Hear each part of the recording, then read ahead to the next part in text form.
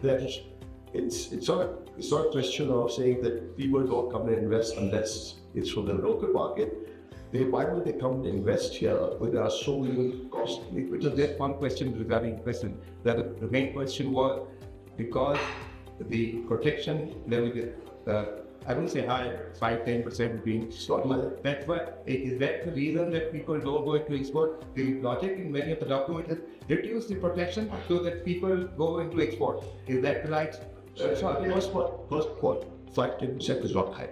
You look at developed, I say industry developed economies like China and India, even today, they have tariff protection on products where their capacities are world scale, right?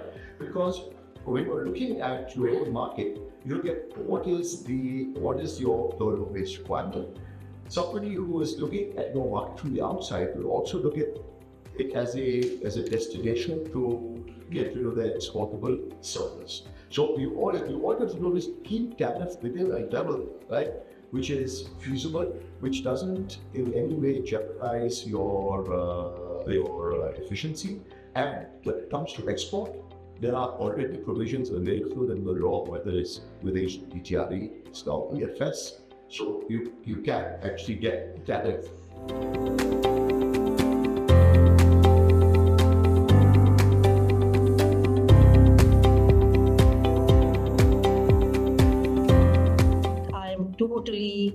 Totally agree with you that this should not happen. Once authority has decided through a very deep investigation that it is an unfair practice by any foreign country and they are dumping their product here, it should be anti-dumping duty should be imposed on that. But I think I know and you know what are the reasons for not collecting this anti-dumping duty. We live in a world where there are more than one systems in a country, and you know it's all because of the justice system in our country that NTC was not able to implement those duties already decided. I would agree to you to the extent that if you are following an import substitution policy, then all these different instruments should support each other rather than contradict each other. To that extent, yes. Currently, as just Asif was mentioning, the cost of manufacturing is too high. And because these different policies, import substitution instruments, are not coordinating with each other. But I think where I tend to disagree with you is the use of import substitution policy. I think this is a big debate, I know, which is going on, whether the import substitution or inward-looking policies are better or export-oriented or outward-looking policies. I think when I say I disagree in the use of these import substitution policies, because generally, if you look around the world, the economies which have switched to export-oriented or outward-looking policies have generally benefited, and their industrial growth is more prominent than the economies which followed the import substitution policies.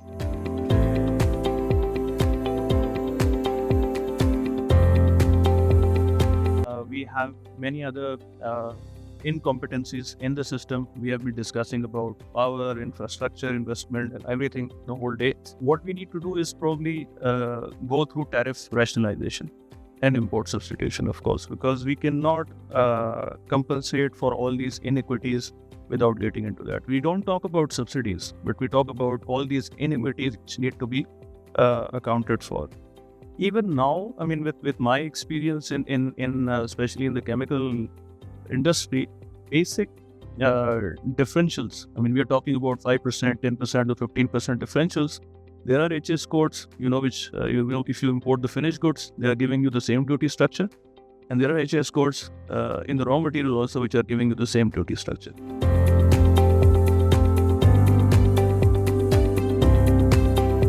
We need to really compare what is the ground field. So a balance field need to be important. Our capital cost when we put up any project, this is 37 to 42% additional capex that you have to incur in terms of the peripheral activities, so utilities, so this and that. So whatever you call it, sir, on a precise basis, 37 to 42% as additional if you are putting up a plant in Pakistan. The second part, Ma'am Rubina also elaborated that we take a business case based on import substitution, and we go with a tariff structure and then assume that it will continue for perpetuity. But you see, just an example, last 3 years, 2 years to be very precise, 2022, 2024, the gas price has moved from the captive gas and industrial gas also moved from 1200 rupees to 35 as of day before yesterday's notification. So my company, like very small company in this overall Pakistani arena, if you take the duty structure separately and what the other policies are impacting the businesses, the gas bill has moved from 700 million rupees a month to 2.4 billion rupees a month. So exports has its own advantages, but since no country can flourish unless there is a local industrialization and local appetite to feed our people. So it's a 250 million people, 237 to 250 million people, depending on different sources. But as you said, we are adding up roughly 9 million people every year. So that comes to close to Sri Lanka every 3 years. So we are adding a country like Sri Lanka to our population every 3 years.